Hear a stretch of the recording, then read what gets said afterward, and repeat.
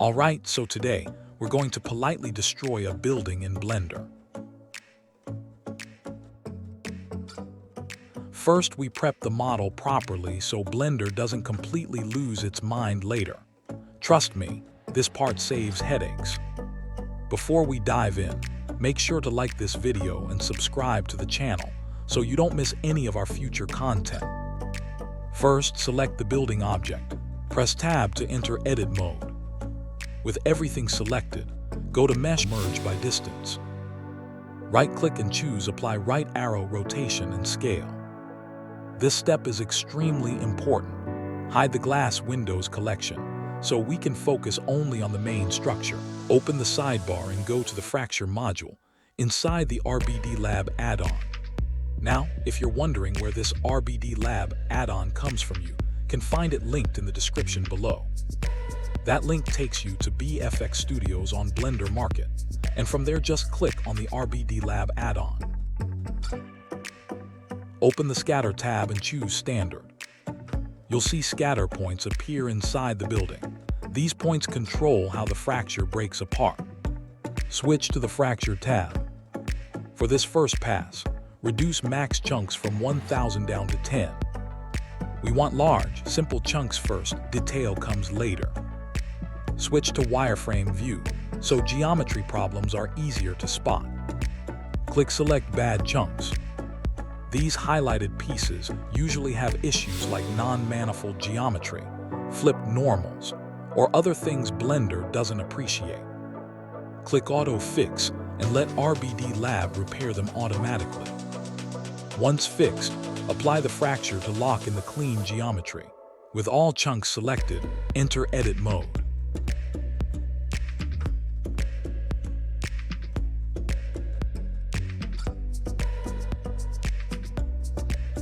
Exit Edit mode once the cleanup is complete. Apply rotation and scale again to be safe.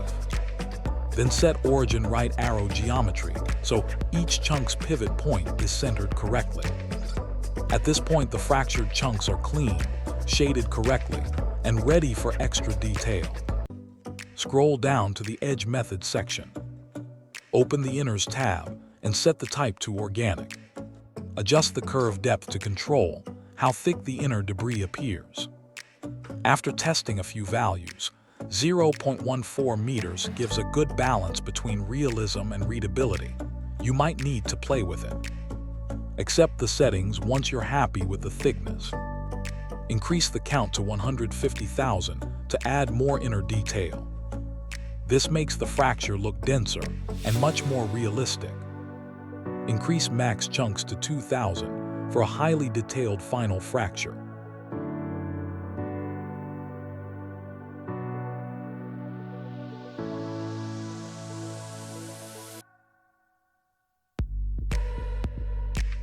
Click Fracture and let Blender process the final high detail break. First, select all the fractured chunks using Box Select. Click Select Bad Chunks to let RBDlab automatically find any problematic pieces in the fracture. Click Auto Fix and let RBDlab repair those chunks for us. Nice, with that done, our fracture is already much more. Open the Add Extra Details section in RBDlab. Select a group of chunks on the building's facade. Isolate the selected chunks so we're working only on this section. Now switch the noise type to hard. This gives sharper, more broken-looking surface detail, much better for concrete destruction. Unhide the rest of the building so we can see how the noise blends with the full model.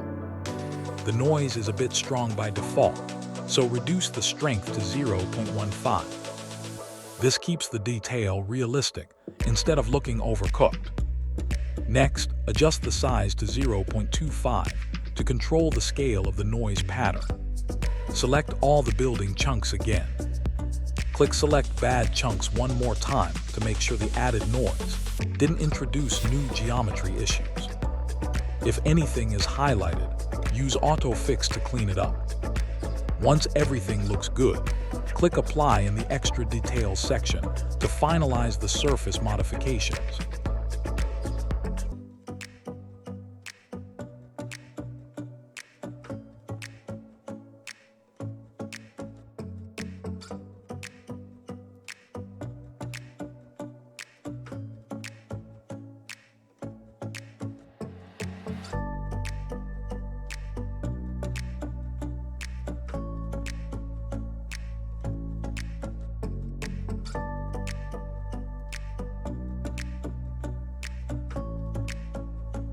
Go to the Physics module in the RBDlab panel. Add a ground plane to the scene. Scroll down to the ground settings and adjust the values.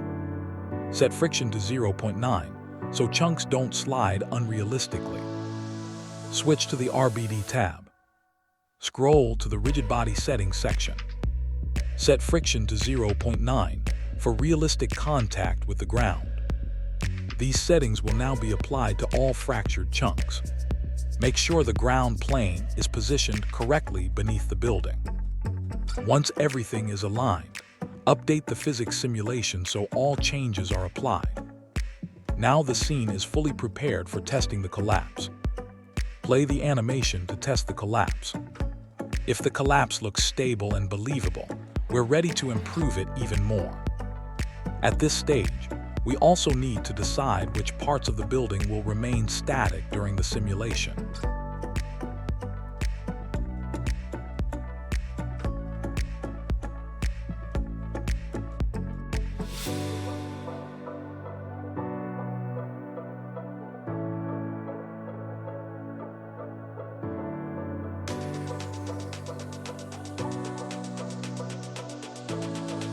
Now we'll move to the Physics module in RBDlab. Inside the Ground tab, I'll select the chunks located at the bottom of the building. I'll add more chunks to the selection to cover the entire foundation area. If any unwanted chunks are selected, I'll remove them from the selection. These selected chunks will act as the structural foundation of the building. Next, I'll switch to the RBD tab. I'll expand passives by selection and click Set Passive. This makes the selected chunks static, so they won't move during the simulation. You can see that the building collapses, while the passive chunks stay completely static.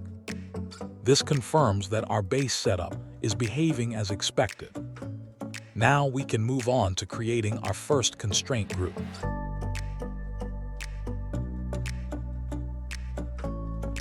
Open the Constraints module. I'll set the strength value to 20. Now I'll create the first constraint group.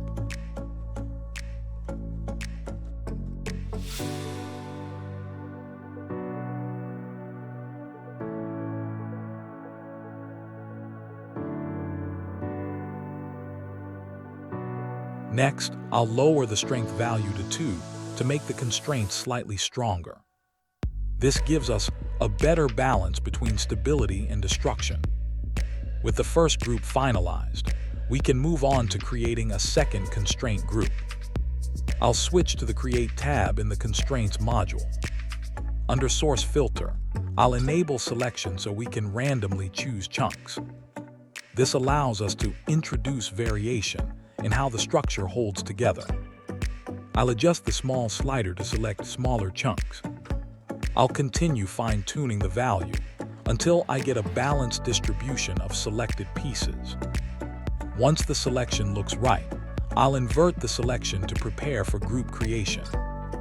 I'll set the strength value to 100 for the second constraint group. You can see how the different constraint strengths create more complex destruction behavior.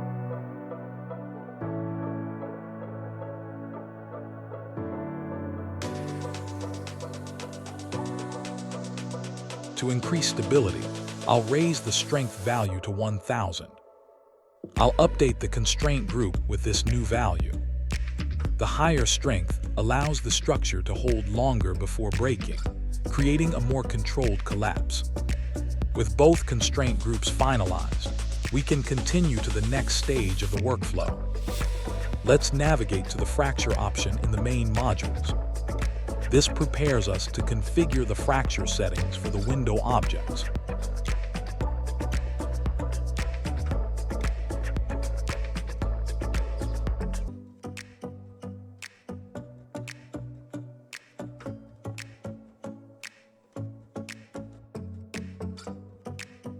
Now I'll add a standard scatter object to begin the fracturing process. With the scatter object in place, we can move on to customizing the fracture settings. Next, I'll switch to the Fracture tab. I'll change the source option to Child Particles. Then I'll reduce the max chunks value from 1200 down to 5 to keep the fracture clean and controlled. I'll rename the output to Windows RBDlab so it's easy to identify later. Next, I'll open the inner material dropdown and select glass. Finally, I'll execute the fracture operation. The building model is now fractured and ready to be applied.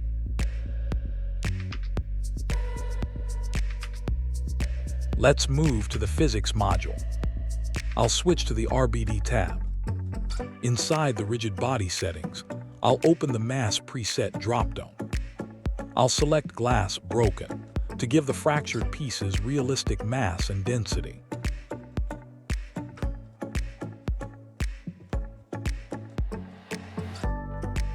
I'll navigate to the collision collection section. Here I'll select collection 2. Next, I'll switch to the ground tab. Under the ground settings, I'll locate the collision collection section and select collection 1 and 2. Then I'll return to the RBD tab and click Update to apply the changes. Playing the animation now shows the fractured building colliding correctly with the ground. I'll switch to the Constraints module. I'll enable both Building Only 001 Low and Windows RBDlab as source collections. I'll scroll down to the Constraint settings and access the Adjacents option. Clicking Select Adjacents allows the system to detect neighboring fragments. Now I'll create the Adjacent Constraint group to organize these connections. With the Constraint group created, we're ready to preview the destruction.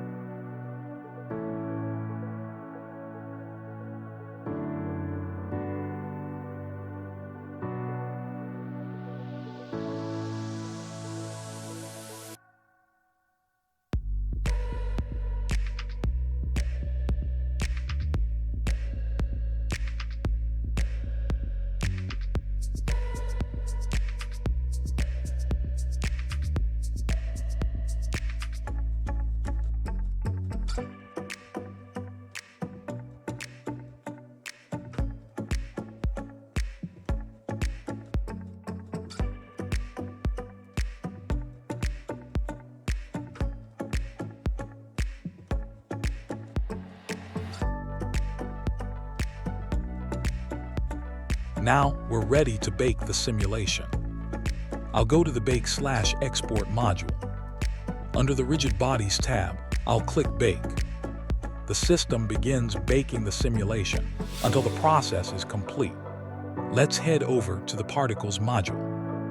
I'll scroll down to reveal all available particle options. Now we can select the target collection for our debris. I'll reduce the distance threshold from 0.15 meters down to 0.05 meters, so debris generates more easily. Next, I'll lower the velocity threshold from 0.4 meters per second to 0.05 meters per second. With debris created, we can move on to refining its appearance. The debris is working, but we can improve the scale and density. To improve visibility, I'll increase scale max slightly to 0.08. Then I'll raise scale min to 0.026 to avoid overly tiny debris pieces. With these changes, the debris scale looks much more balanced. I'll scroll down to the emission settings. I'll increase the count value from 20 to 150 to generate more debris particles. I'll switch to the Physics tab to adjust how the debris behaves during simulation. Next, I'll modify the velocity and randomization settings. Now we can update and preview the changes. I'll update the simulation to apply the new physics settings. Playing the animation now shows improved debris motion and stability. With debris physics looking solid, we can move on to baking the particles.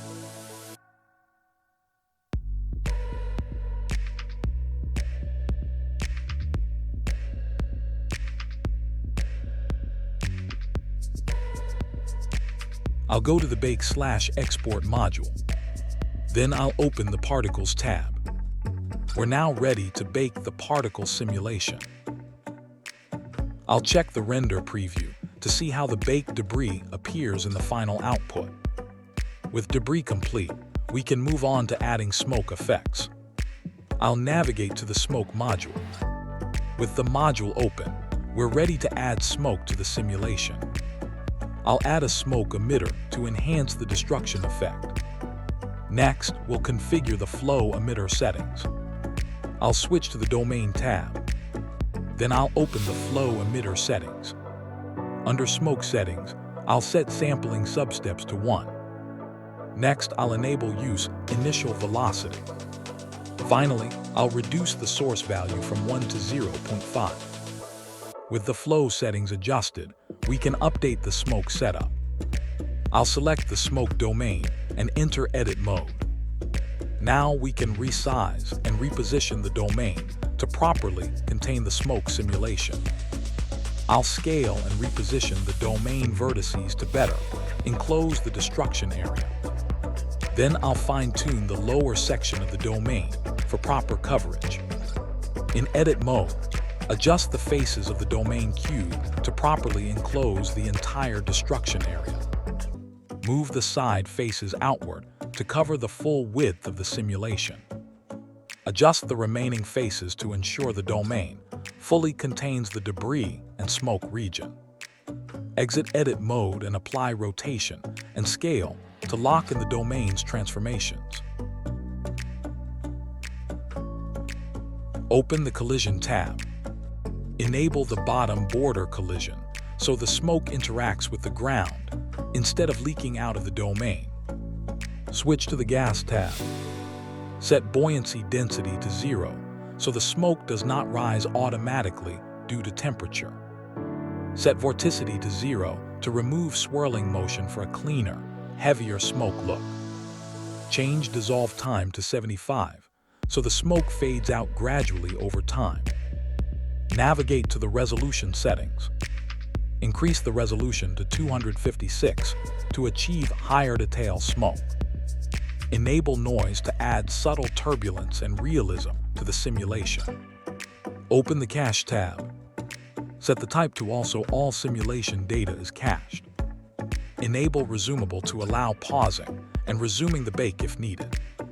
Now the simulation is ready to bake.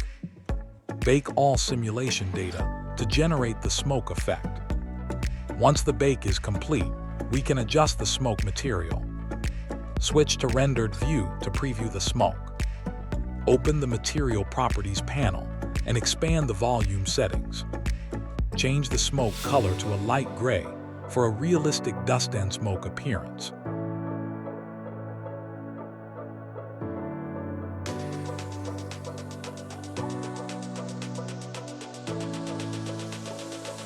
Decrease the density value to 15 to make the smoke more visible and impactful. With the material adjusted, we can preview the final result. And that's it, your building destruction is now fully complete, with realistic fractures, debris, and smoke all working together. If you found this tutorial helpful, make sure to like the video, subscribe to the channel, and turn on notifications so you don't miss future Blender and RBDlab tutorials. Thanks for watching, and I'll see you in the next one.